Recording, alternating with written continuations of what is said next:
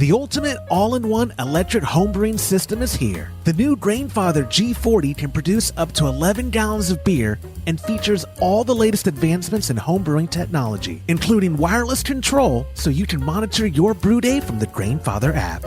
With an innovative new grain basket design that improves workflow, reaching mash efficiencies of 75% or more is easy. The 3300-watt heating element brings your wort to a boil quickly without any scorching, and the large hot plate filter guarantees that no unwanted grain matter or hop trub reaches your fermenter. Every G40 comes standard with a high-powered built-in pump that can handle temperatures over 200 degrees Fahrenheit and a full 3-year warranty that guarantees you'll be able to keep on brewing no matter what. The Grainfather G40 is available now at your favorite homebrew retailer or online at grainfather.com. Today's show is brought to you by Imperial Yeast. You hear us gushing over Imperial Yeast all the time, and that's because their yeast performs for us in every batch that we brew. Imperial Yeast is adored by commercial breweries and home brewers alike.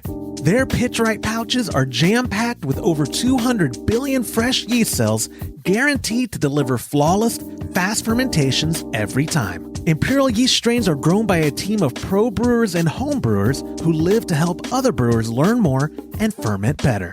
Join any recipe receiving tier of our Trub Club and get a free upgrade to premium Imperial Yeast with every recipe kit that ships out to you. Learn more at homebrewhappyhour.com/club and come brew with us.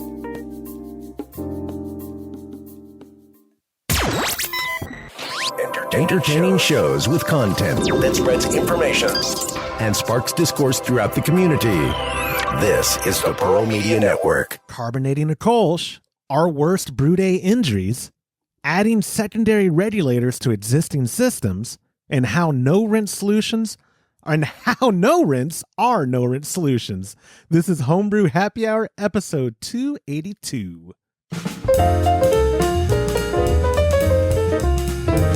Well, hello there. After I flubbed the intro, welcome to the Homebrew Happy Hour. This is the show where we supply the answers to your homebrewing questions and discuss all things related to craft beer. If you have a question you would like us to discuss on a future episode, go to homebrewhappyhour.com, click on that submit a question link at the top of the page, or even better, call them in and leave a voicemail because we're desperate for them right now to 325-305-6107. I'm your host, Joshua Stubing. Today I'm joined by the Director of Operations at cmbecker.com over there, Mr. James Carlson, as well as the President and Chief Keg Washer of kegconnection.com and the proud owner of a new pair of titties, Mr. Todd. Oh, sorry, I wasn't looking up. I was playing with my titties. It never gets old. Look at those bad boys, huh? Oh, it never gets old. I mean, to be fair, we haven't had a whole lot of negative feedback yet.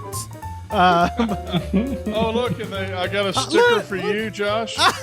Where am I going to put that? On my car? On my minivan? And I got you a nice keychain.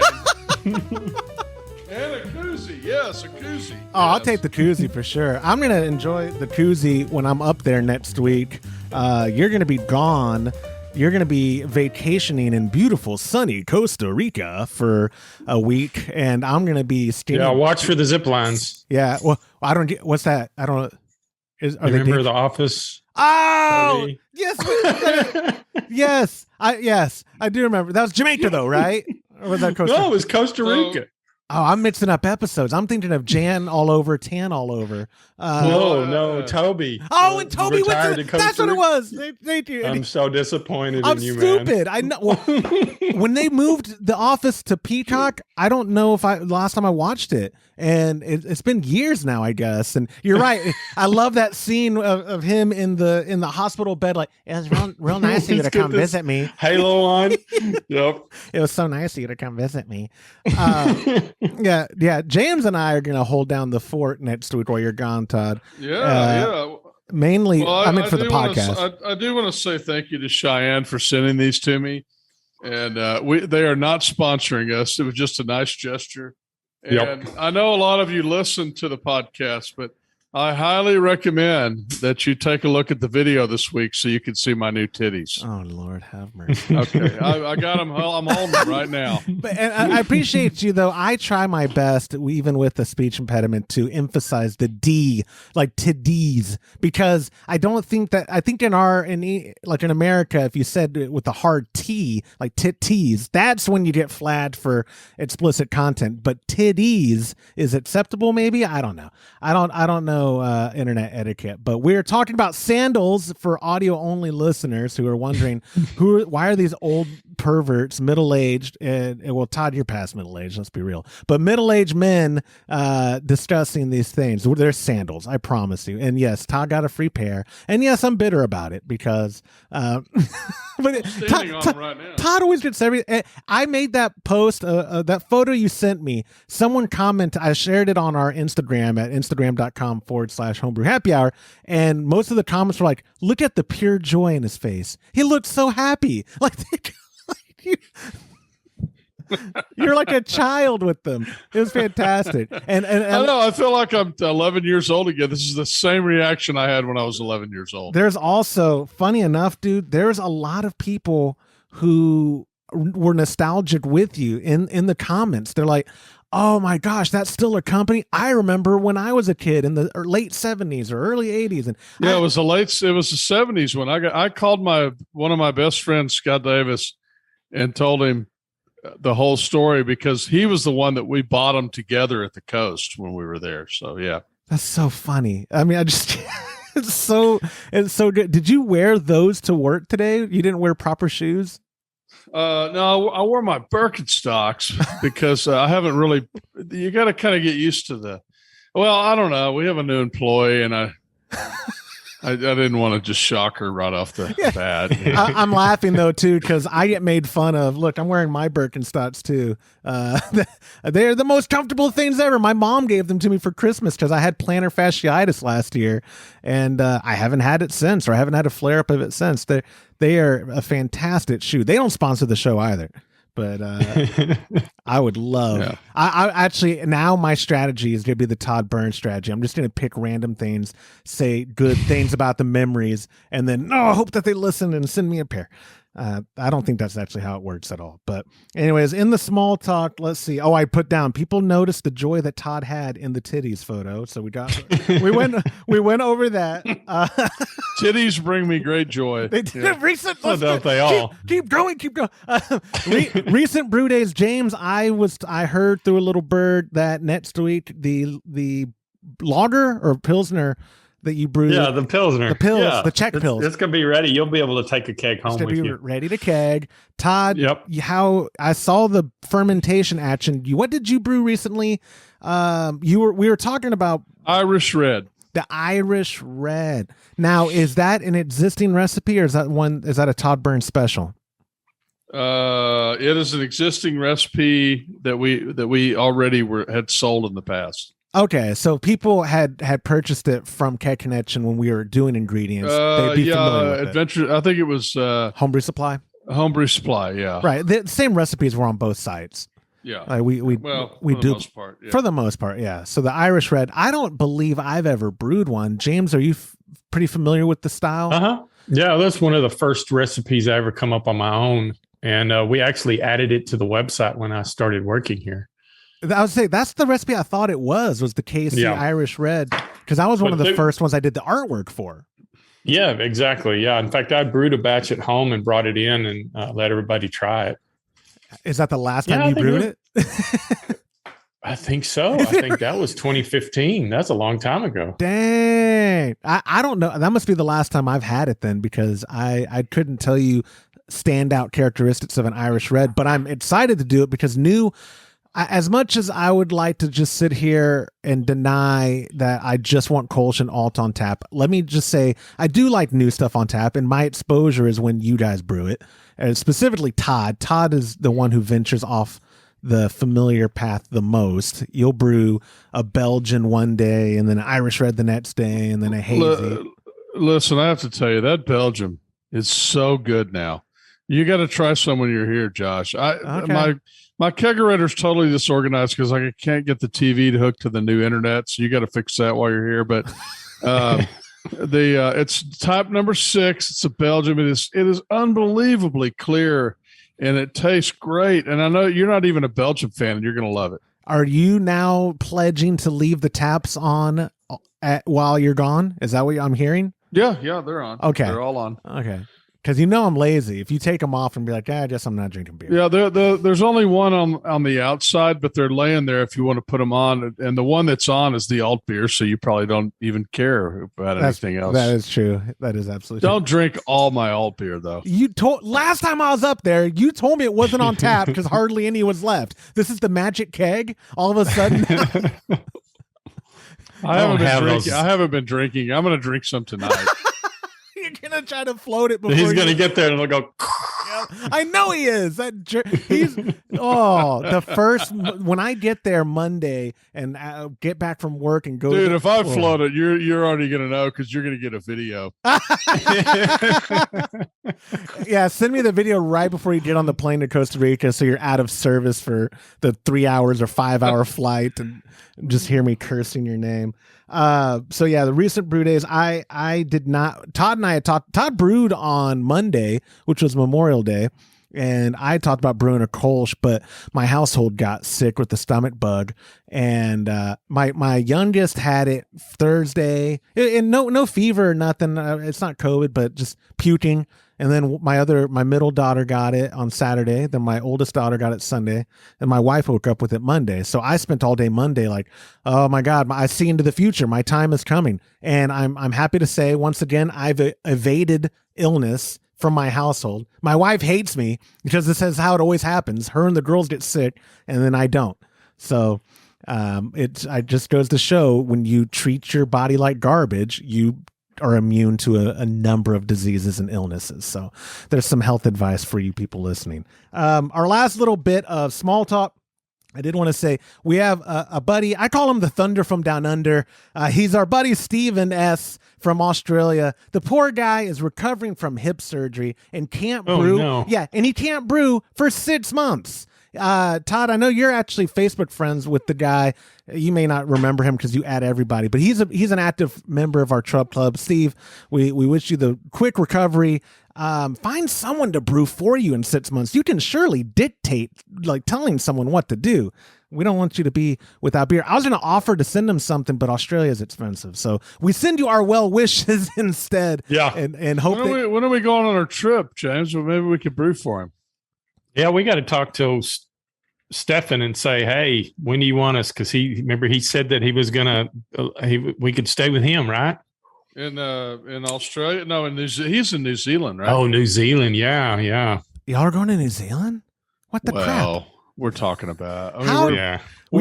We have a big following in Australia. I hope y'all know that. We're big talkers. You are big talkers. Yeah.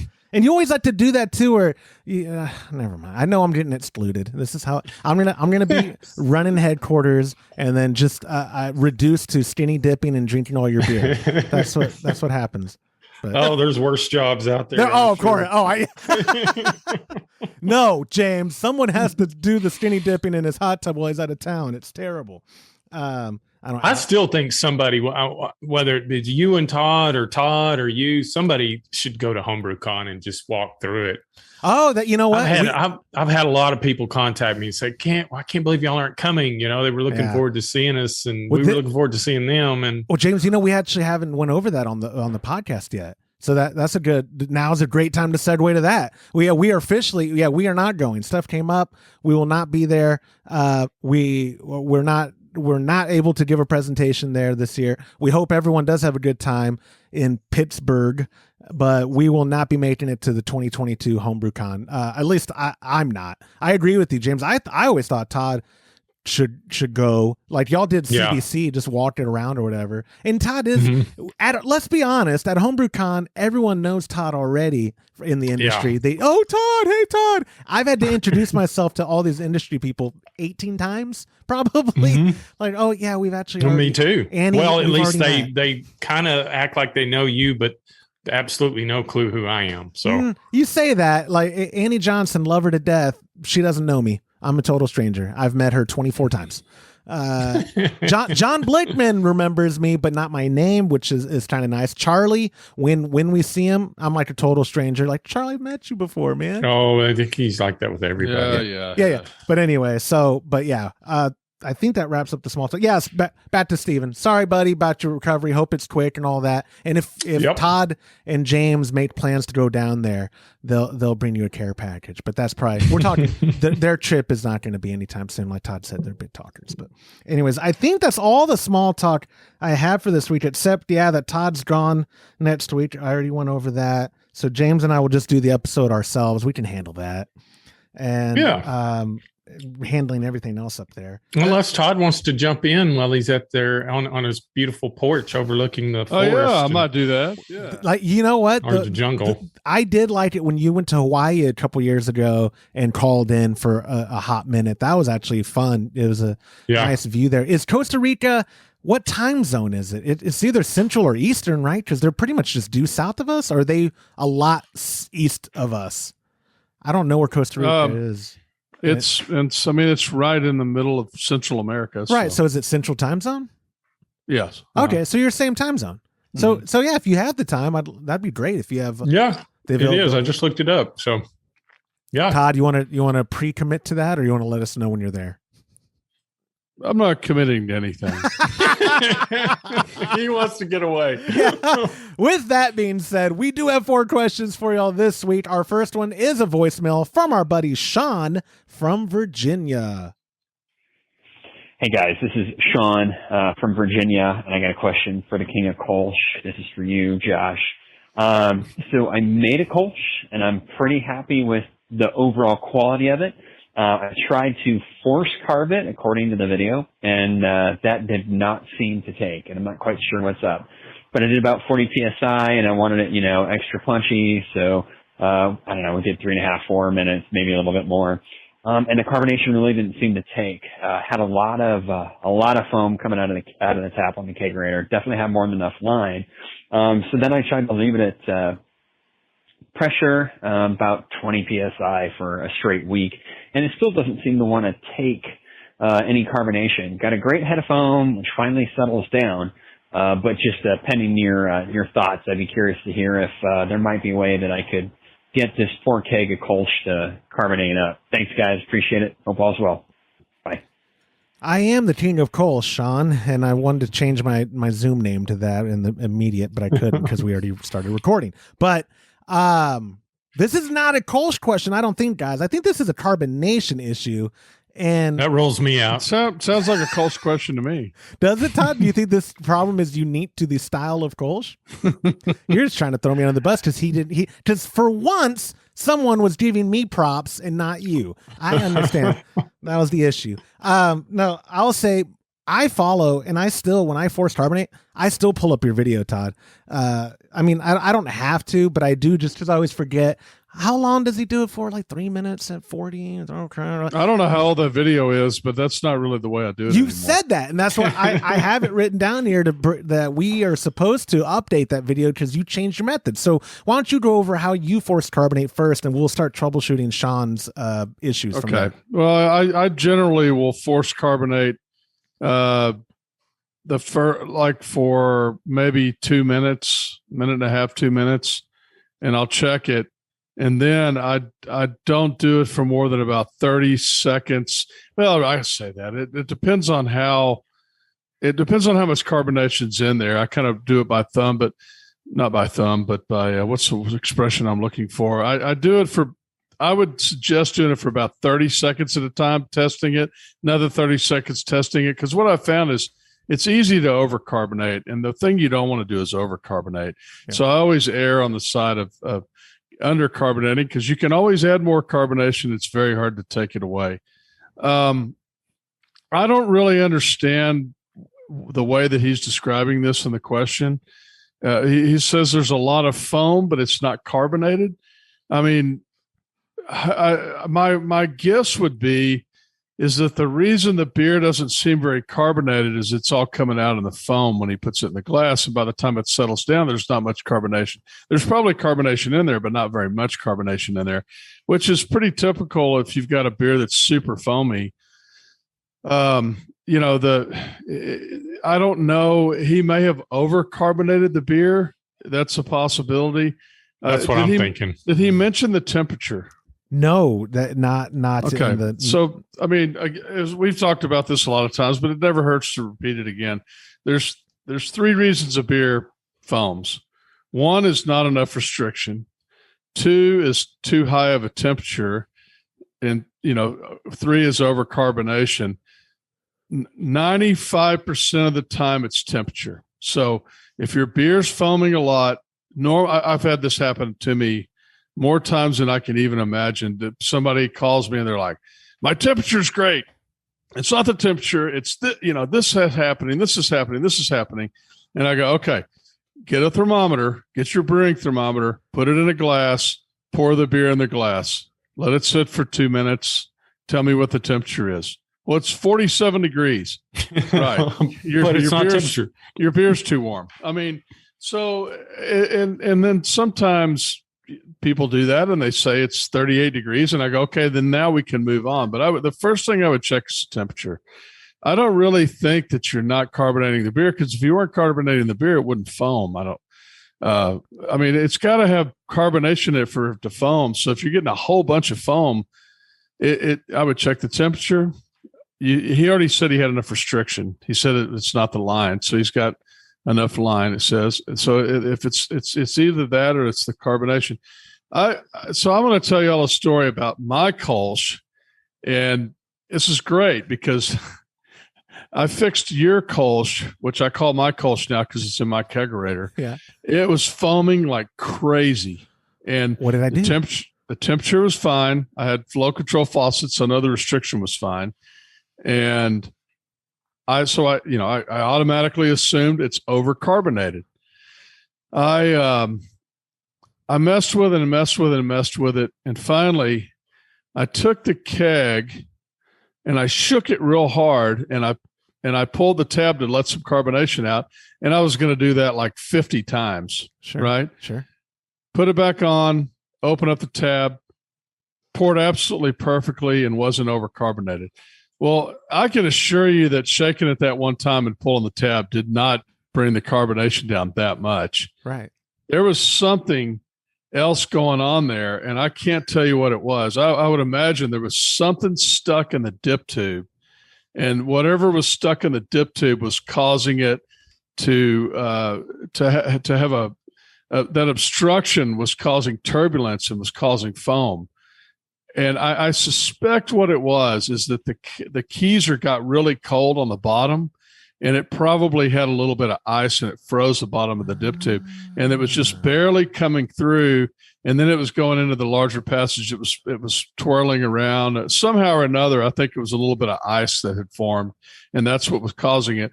And when I took the keg out, messed with it, it warmed up a little bit. I shook it, I dislodged that, and it poured fine after that. So it's always those three things I mentioned first, unless it's something else. Hey, how one thing you did not mention when you're talking about how you force carbonate now is what PSI. You're still doing it at 40? 40. Okay. 40 to 50. And also, though, guys, remember, in case you're brand new to the show and you don't have context, he also uses, like we all do, I think now, a CM Becker event faucet for testing while you're carbonating. So that gives you the benefit of having the gas on and rocking it, and then immediately being able to pour without it going everywhere, because you can control restriction there. Yeah, you don't have to have one, but what makes it so nice is if you're forced carbonating, you're outside of your kegerator, which is where I do it. I've got it on my knees on a chair and I'm rocking it back and forth. I could stop, put it on the ground, leave it at 40 PSI, put the event faucet on there, put the restriction way down, pour the beer, and check the carbonation level. You could do the same thing if you don't have an event faucet, or if you don't have flow control on you can also use flow control on your keys. But what you have to do is you have to stop, you have to pull all the pressure off the keg, put it in your kegerator, have it come up to the normal 10 psi, serve it, taste it, take it off, pull it back out again. It's just a little bit more trouble, but in the grand scheme of things, it's not that much trouble. But you just have to, you can't just put it on a regular beer faucet and open it up when you've got 40, 45 pounds of PSI on there, or you're going to shoot beer everywhere. Absolutely. And I'll tell Sean what I do. All right. So some context for this. Todd is giving me, and I think he's giving it to James too, PTSD about carbonation. Todd is so persnickety, and he doesn't hold things back. So if you overcarbed it, he's like, this is overcarbed. And if you undercarb it, at least he can fix it and not give you too much crap. Like he'll just, so I notoriously undercarb. And so like for mine, I do at 40 PSI for about 3.5 minutes.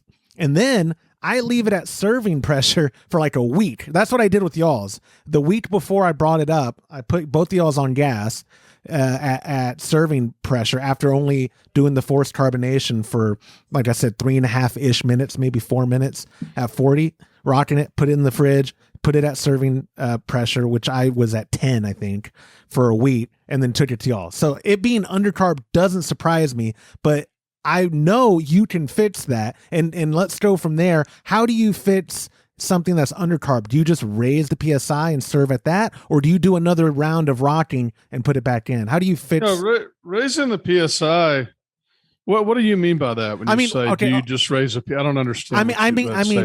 I was injecting things for how you might resolve an undercarbed beer. Like, are you just letting it sit at a higher PSI for a while, or are you going through the letting it sit at a higher PSI? Okay, yeah. That's what I didn't understand. Okay, so no, I would always set it at where I want it. I would never set it higher.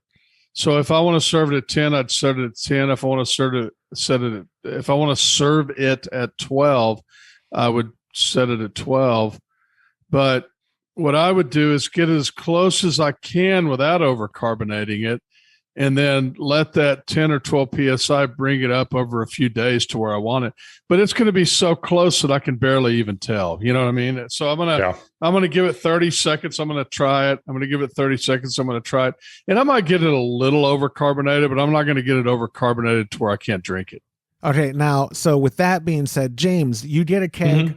You get a keg of Kölsch from me, and it's overcarbonated. What are some of the steps you can take to best remedy? We know you can't remove the carbonation from it, but how would you go about dispensing or having the best pour possible from a keg that might be overcarbonated? What are some of the steps you're doing? I shake the keg and vent it. That'll pull the CO2 out of the liquid. We had to do that. Remember one year at HomebrewCon, we had one that was way overcarbonated. And we shook it every 30 minutes and let the pressure off the keg. We're able to get it at least a little manageable. Other than that, the only thing is, restriction and a slow pour or lower the pressure on the keg, on the CO2 regulator. That's what I had to do in the past. I forgot about that at HomebrewCon. We did. I forgot what style it was. Was it the lemon drop? No, the lemon drop's the one that turned. Yeah, this was the year before that year. And I want to say it was an IPA. It was something that we Mosaic, wasn't it? Yeah. That's what it was. I do remember that now. And you're right. And that worked. But I'm going to use the word damage. The damage is done in regards to the carbonic acid, however it affects the beer. But you're able to. Yeah. But I say, and damage isn't necessarily the right word. I just mean, you can't take back what overcarbonating might do to the beer, but you can make a pouring experience that isn't just fully foam. Oh, Todd, you're shaking your head. You can take back what the overcarbonation did? Yeah, to some extent. I mean, I think I've overcarbonated before and brought the carbonation level down, and I didn't. I mean, as you lose the carbonation, yeah, you may have some of the I've been able to salvage the beer before.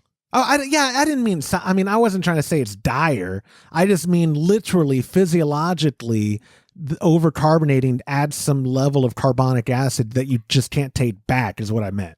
I don't know the answer to that. I don't know if you take the carbonation level down, if it loses that carbonic acid that's in the beer. That's a great question. I don't know the answer to that. See, I think the carbonic acid's formed when you infuse more CO2 in the liquid. That's a byproduct of it dissolving into the liquid. So I guess what you're saying is if you overcarb, then you add more carbonic acid to the beer. I'm saying, wouldn't that be what happens? Yeah. I don't know either. Logic says that may be the case, but it may be also, it may only develop so many levels of that. Totally. I just don't, because you can only dissolve so much before it. I don't know. That's a good question. Yeah. Well, and also though, I don't know. Even was it you? Did you overcarb a beer? Is that what you're historically have done with beers? I don't know if I've ever had one of yours, James, that you said was overcarb that I went, oh, this is terrible. Do you know what I mean? Like I've never overcarbed a beer to a point where the final beer was adversely affected that I didn't want it anymore. Now the only adverse qualities of it was like, oh crap, now I gotta fix this because it's foamy, right? And that's been it. A lot of the beers when I first started working for Todd, we really started brewing, and I'd carbonate it, and I'd carbonate it too much, so it would just be a nightmare for Todd to pour for his guests. Typically, it started, I think, when he would do hunting parties. The first weekend of hunting, he would usually have people over, and I remember we did the cloudy beer and the over carbonated beer, and his friends I don't think were very impressed with my brewing ability. No. Well, it looked mud. Like mud when you poured a beer, and they were like, "Oh my God, there's something wrong with this beer," and I'm like, "No, it tastes fine. It just kind of looks." I mean, people, it's a perception thing, Absolutely. I'm a believer in that now. At one time, it didn't bother me because I was the only one drinking it. But now it's a big deal for me. I want it to look good as well as taste good. Yeah, I'm with you. So wrapping up for Sean, I think we all agree the carbonation's sticking, man, by evidence of the foam issues you're having. Now, troubleshooting the foam and all that, like Todd said, I won't reiterate all your points, but I will say I'll put the link to the how to manage foam on your home draft system in the show notes, because that video, again, it's reaching like 88,000 views now, Todd. People are looking at your mug. James still has the #1 video on our channel, but Todd, your videos are close second and third. People like y'all's how-to stuff. We got to pump out. Oh, that cooler brew's taken off too. The cooler brew has taken off, and that's both of y'all. See, that's the winning one. But yeah, Sean, thank you so much for submitting your question. I hope we were able to answer it. And again, if you have any follow-up information and need help troubleshooting, email me, joshua@homebrewhappyhour.com. And this is a great time to remind y'all, if and when we take your call on a future episode, you get a $25 gift card for leaving a voicemail. How easy is that? If you do leave an email or a text message to 325-305-6107, you still get a $15 gift card. So pretty stinking good. Moving on to our second question of the week, which was a text message from our buddy Dustin at 325-305-6107. He wrote, question, what's the worst injury or bodily harm you've experienced while brewing? I'm new to Homebrew Happy Hour, and I have not heard you talk much about safety. And then he did like a winky emoji, but it's like the semicolon and then a period and then the close parenthesis. So I think Dustin's a boomer. But it's not a real emoji, Dustin. That's not a real. But anyway, we do talk about safety. We're very big proponents of safety. And thankfully, I don't have a whole lot of Brew Day injuries. So I'm going to throw it to you, James, first. One story, it's not even an injury. The one that comes to mind with you is when y'all used the ore that leached stuff and you had to dump a batch, but that's not really an injury. That's not an injury. That's a chemical infusion of really bad, nasty stuff. So I don't have. It could have been an injury if you'd have drank all the beer. It could have been a real bad injury. James, do you have any Brew Day injuries or bodily harm? Not really, other than you just got to really watch. We do 15-gallon batches, so we're using 30 pounds of grain. And so when you pull that out of the mash, oh yeah, it's wet, it's heavy. And then moving the equipment. The biggest thing that I have to watch is back, is how to not hurt my back when I'm moving equipment around. I can't think of anything that safety-wise that other than watch how you lift and move stuff, because my back can go out pretty easy. I've never had, if you're working with a unit that's not electric and you're using propane, there's the risk of burning and catching something on fire. But, when we had Big Bertha, we had 300,000 BTU burners. We were using 10-gallon propane tanks with a special regulator just so we could get enough flow to the heads. God. And it would generate a lot of heat. So we were really... We really alert about what was around it because it put off a god awful amount of heat. So we knew not to pack anything around there. Other than that, we really haven't had any issues safety wise. Knock on wood. Todd, do you have any? You've been brewing even longer than James has. So, look at your hand. A recent Brew Day injury. What is I hurt my hand on Monday. It doesn't look that bad, but it's sliced sideways, not straight in. So it sliced in a pretty good amount. It's been hurting like crazy, but I did it on the kettle. I was holding the kettle wrong, trying to move it real fast while I was cleaning it, and I actually sliced myself with it. With the kettle? The worst, with the edge on the edge of the kettle. You got to be careful with those kettles, those stainless steel kettles. They, a lot of them. There's the edges. It's kind of like a paper cut. It's pretty thin, and the only Brew Day injury that really comes to mind for me is I once saw a guy stick his arm in the boiling water. I forgot about that. That was me. You remember that, James, right? Was that when he was changing the hoses? When he changed the hose and the bowling. My hands are fine, though. Look at them. Huh? Look at my hands. They're fine. They survived. Okay, I'll take that back. Because he's sitting there like going, "Ow, that boiling water's hurting on my hands." No, and we're like, bullshit. Pardon me. You should remove it from the boiling water. Sorry, Mom. I'll bleep that out. No, I didn't say ow. That's the problem. Something's wrong with my brain because James. He looked at me and then looked at you. Yes. And then his hands are still getting covered in boiling water. That's what it was. It's like, come on, dude, shut the valve off. That was the best because James, Todd was getting so mad that you were going to even attempt to help me with anything. And so I was like, I know. So I was like, nope. So nope. In your head, you're watching this boiling wort go over my hand, and you want to turn off the valve, but you're like, but Todd's going to yell at me if I turn off the valve. The whole time I'm watching you going, valuable lesson. And literally, when I finally because James in a very calm voice goes, "You're gonna want to turn that valve off, Josh." And then you turn to Todd and you go, "We might have some burn problems right now. We might have. Let's keep an eye on it. We might have some really bad burn problems." And to be fair to you, you never said another word about it the rest of the day. I didn't complain. My hand didn't. By the grace of God, listen, we're either.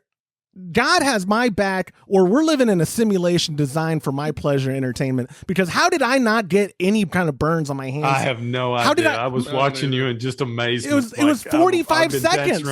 It was 45 seconds at least, because like Todd said, and you got the hose connected. I was like, wow.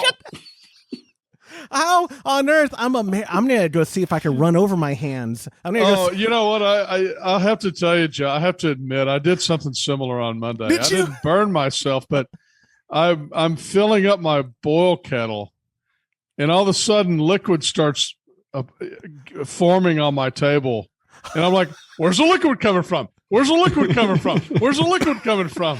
And I'm looking at all my valves. I shut all my valves off. There's still liquid coming out, and then finally, I realized. I forgot to put the dead gum.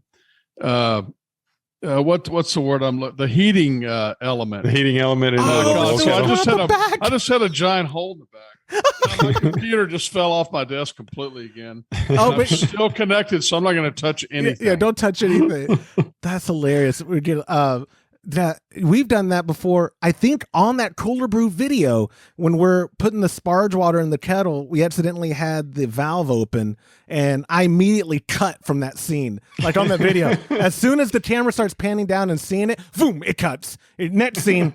And people comment that in the comments below, like, "Whoa, what happened at the 7-minute mark or whatever?" I have to reply like, "I don't know what you're talking about. Shut up. You didn't see anything." I'm lying like a government official. Full disclosure before you drink that beer.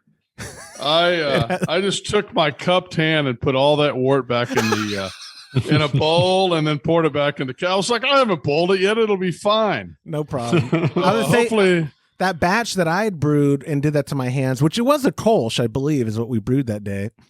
No, it was a pale ale. It was the pale ale that was extra pale because I forgot the grains, the specialty grains for that batch. But I wish I had a story like that too. Like, oh, don't worry, just had some skin grafts in your beer. But no, all that was on the ground. It was coming out of the kettle, hitting my hands and going right into the drain. So none of that wort made it back into that beer. But you're right, guys. I took this question wanting to hear y'all stories. I totally forgot about melty hands. You got the worst. That's the worst thing I've ever seen. I'm going to put in the show notes a link to brewing gloves, guys. That's what I'm going to do. Brewing gloves might also be something worth looking into if you're an idiot like me and you don't need them though, Josh. Yeah, obviously you're right. I don't. Your hands you're unburnable. I'm unburnable. Yeah, that's your superpower. Like another Bruce Willis movie. Not unbreakable. He's unburnable. No, I don't want to. Unburnable. I don't want to test that again. Like I said, it's something had to be going on where because I didn't get next burned. Time you're here, let's take out the great big tuna burner I start the fires with, and let's put it on your hand for a few seconds, see if it burns. Yeah, let's do that. Okay. But we have to record it for YouTube. We clips, should. obviously. I think we should drink some first. Oh, obviously, duh. We're not going to do this sober. Yeah. Okay, good. This is like a 10:45 p.m. kind of trick. Okay. Right. Exactly. Well, we're on the same wavelength. Yeah. Anyways, Dustin, thank you so much for submitting the question and making me relive those memories. Moving on to question number 3 from our buddy Paul, who used the submission form at homebrewhappyhour.com. Paul wrote, is it possible to manage secondary pressure from a single regulator going into one of your dual port manifolds and then taking one of those ports with a gas line into a secondary regulator? My current setup has the components I have already mentioned, and I'm wanting to add the ability to use a different pressure from the same CO2 tank I already have. Is there a better way to do this? Cheers from Kansas, Paul. You're going to have to repeat that first part again. I got lost. I did too. Okay. Is it possible to manage secondary pressure from a single regulator going into one of your dual port manifolds? So two-way he's talking about. Yeah. And then he's not done it. And then taking one of those ports with the gas line into a secondary regulator. Yep. That's how you would do it. You wouldn't do it. That's not how you would do it. Well, that's why I think that the last part when he says, is there a better way to do this? That's when you come back. Okay. Because the reason it would be very difficult unless you were talking about a huge difference in pressure. You've got to supply that secondary regulator with more pressure. So you're the first one you took off. Okay. Let's say you wanted one at 40. And you wanted one at 10, then you could do it because you take it into the air distributor, and then you take it out to the secondary at 40, and then you knock it down to 10. That would work. If you're trying to go between, you want 10 on one and 15 on the other, I just don't think you have enough range. Okay, so it'd be better just to connect the secondaries to onto the primary. Well, you'd want, what you'd end up having to do is have, you could do that. Just get a nipple and you really need two secondaries. I think, okay, so let's work with what Paul has because he's saying, here's what he has already, right? What does he want? What pressures does it say? He doesn't, and Paul, I welcome your additional feedback because you're right. When this is not a knock on anyone because a lot of the people who are listening just don't know any better, Todd. But all the information you could ever supply us with will get you the best answer without me having to write back to you. Hey, Todd wanted me to follow up and blah blah blah. But what I get from Paul, he has a primary regulator going to a two-way manifold, which have two lines off it.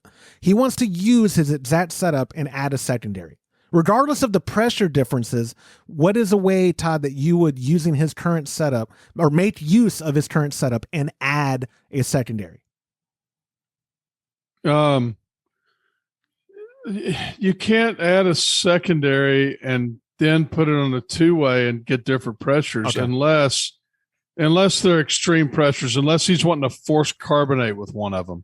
So if he wants to force carbonate with one of them, he could then take it in at 40 PSI to the air distributor, break that to a secondary, have that one knock the other line down to 10, leave the other one at 40, and always force carbonate at 40 PSI. Okay, so the primary is what it would have to be the one higher. It'd have to be the 40. Yeah, it'd have to be a 40. Yeah. Okay. So now if he's he wants to serve a stout and he wants to serve a regular beer, so he's going to do one at 8 PSI and one at 10 PSI. I think it would be very difficult to bring 10 PSI in and knock that down to 7 with a secondary regulator. I just don't think it has enough range to do that. I get what you're saying and your concern. Do you think, because you know how much I love assuming and painting broad brushes. I would assume, and Paul's going to write back and prove me wrong, so I'm not willing to bet $5 on this, but most people who want to add another pressure is probably for the purpose of forced carbing from one line and serving on the other, right? Like, do you find most people doing differentials of only a few PSI? Most people that have secondary regulators because they specifically want to serve different kinds of beer at different pressures. If they're just going to force carbonate, you don't really need to do any of. You don't have to do any of that, because you could just have a splitter on your regulator. And normally you don't force carbonate all the time.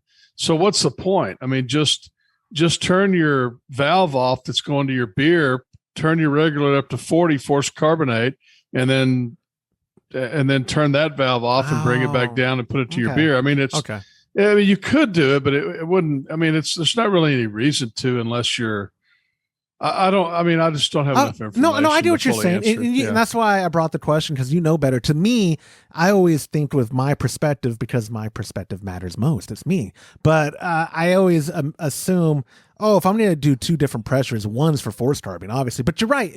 It would make more sense to use the same CO2, shut off the feed going to your keg so you don't overcarb them or overpressurize them, and then use the line to force carbonate. And when you're done, put it back to serving pressure. And having said all of that, I do that, what I just said not to do.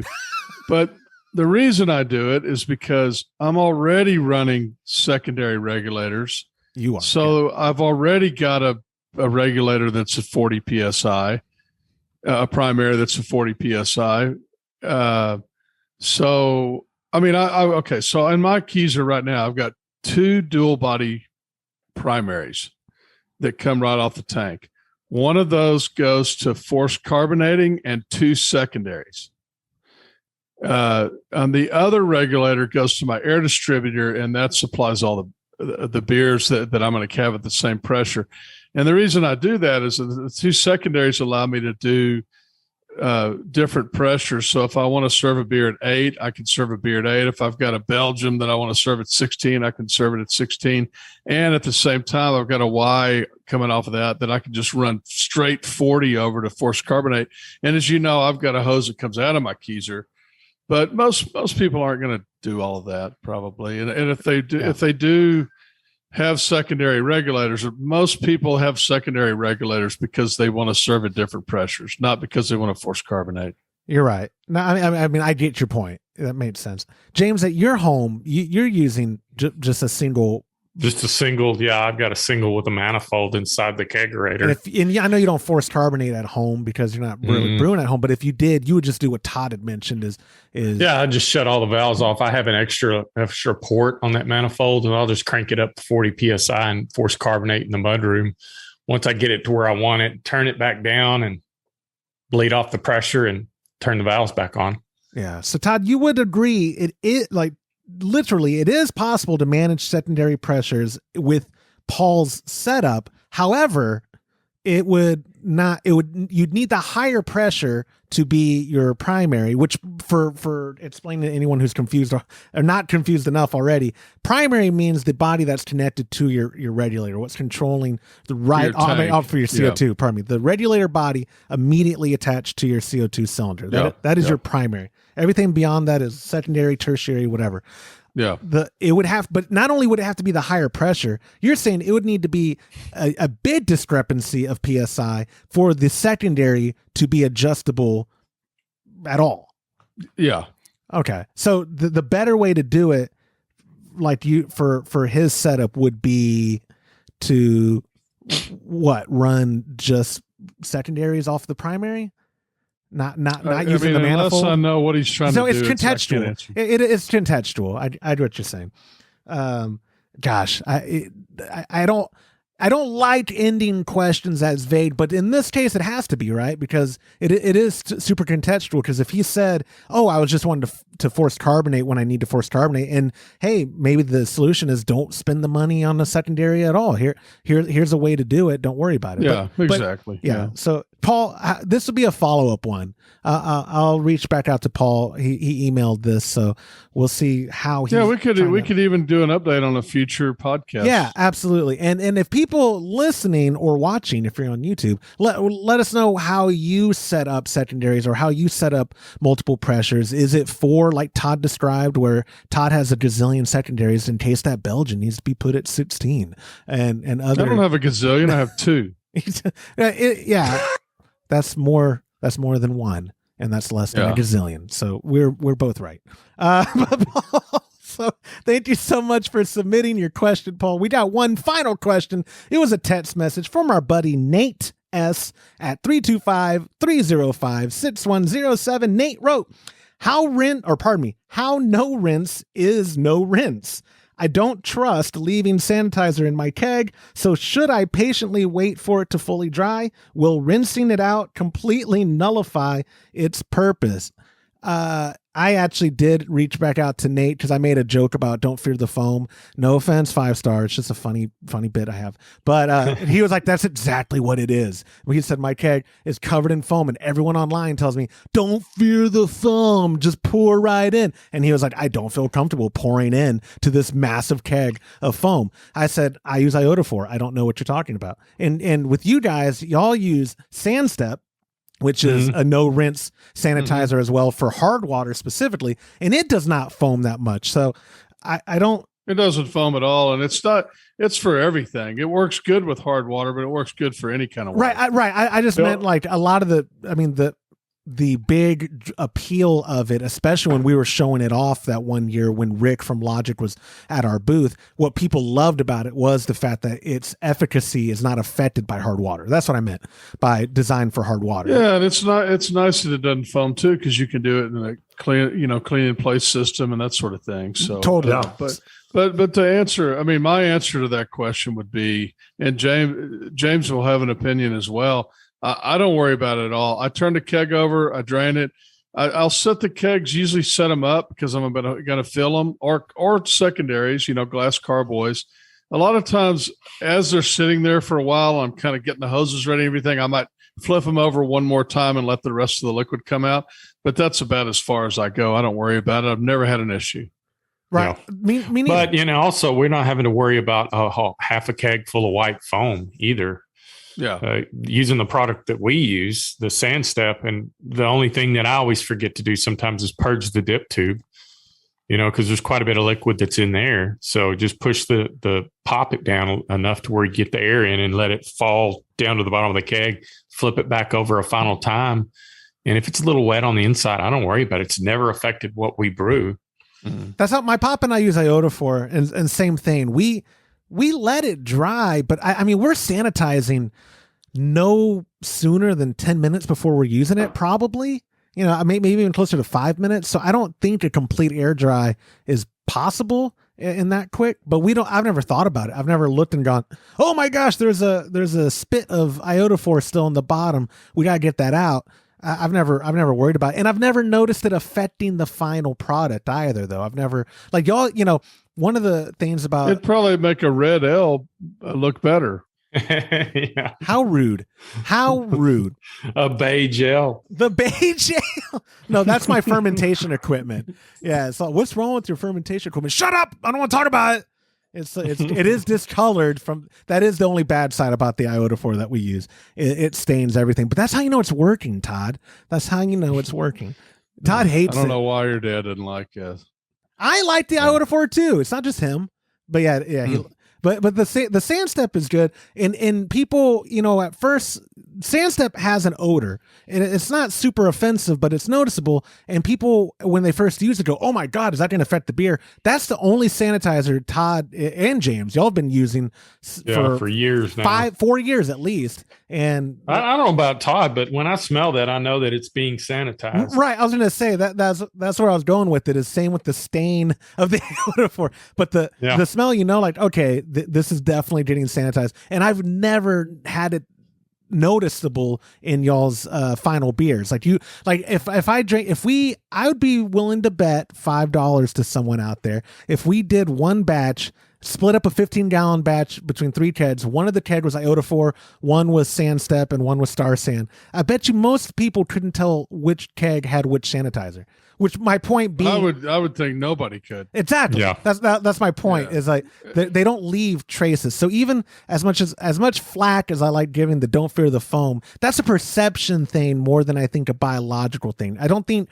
I mean, I don't. I mean, I've seen it where it's just full of foam. I wouldn't feel comfortable with that either. Yeah, I started using that, and I was the same way. I switched to iodophor. Is because of the perception, right? That's exactly, yeah. No, that's why I don't use it either, though. And also we had hard water. One of the great if we're using the hard water, we do use the sand. I mean, I have a bottle right around the corner here on my desk of Sand Step because it is the superior sanitizer if you definitely have hard water. Like, there's no question about it. Iodophor works with it, but not like Sand Step seems to just last longer throughout the brew day if we're having to sanitize other stuff. But we use Iodophor 99% of the time. And the perception is what made us change too, James. It was like, that thing is, it is full. It foams and foams and foams. And I'm just supposed to pour my beer in there. And you would think a lot of people would write in to 5-star if they were having batches ruined. But again, it's just a perception thing. The same reason we like clear beer over having little particles floating around and all that. It's a mental thing for me. Yep. But anyways, I think how no rinse is no rinse. Nate, don't rinse. Don't do it. I think that's to wrap up Nate's question, because that is nullifying its purpose, right? Like the second you introduce water into it, I guess, unless it's distilled water, like, wouldn't that just reintroduce some bacteria and totally kill the sanitation? I just wouldn't do it. I mean, I who knows? Maybe it'd be fine with distilled, but that's the whole point of it is to not rinse it. So don't rinse it. Yeah, they call it no rinse for a reason. So how no rinse is no rinse? It's no rinse. So don't rinse. I think I said rinse. Yeah. I think I said rinse enough. And thank you, Nate. Don't rinse enough. Yeah. Or don't look at how filthy I am. I don't rinse at all. So that wraps it up. Nate, thank you so much for submitting the question. Fellas, I appreciate y'all's time. That's all I have for this week. Todd, if you're feeling up to calling in, let me know next week and we'll work you into the episode somehow. You don't have to answer a question. You can just do the, "Hey guys, be jealous of me. I'm drinking," and then hang up on us. Whatever you want to do. Okay, I can do that. Yeah. That's what we meant. We didn't mean taking up your time. No, I don't. I just don't know what we're going to be doing. I'll see what we're doing that day. It's all about my daughter who graduated from college and what she wants to do. Golly. And yesterday was her birthday too. Yep. Oh yeah. 22. She doesn't listen to the show, but I tried to take her to breakfast and lunch and she blew me off, Todd. Oh yeah, she blew me off. Sorry, I'm just getting used to when my own daughters will blow me off too. I was gonna have the girls and my daughters take your daughter to lunch. It was actually your wife's idea, so I texted her. She slept in, and then she blew me off. So, I'm sorry. No, it's not the first time that a woman's blown me off. It's not the first time. But anyways, all right, guys, I will catch y'all later. And that will do it for this episode of the Homebrew Happy Hour. If you have a question you would like us to discuss on a future episode, go to homebrewhappyhour.com and click on that submit a question link at the top of the page. Or now you can call or text them in to 325-305-6107. Brew better beer with the new Grainfather G40 all-in-one electric system, available at your favorite retailer or at grainfather.com. Also, get a free pack of premium Imperial yeast along with premium recipes from us when you join our Chub Club. Go to patreon.com/homebrew happy hour and come brew with us. On behalf of Todd Burns, James Carlson, and the Pearl Media Network. I'm Joshua Stubing. Thanks for listening.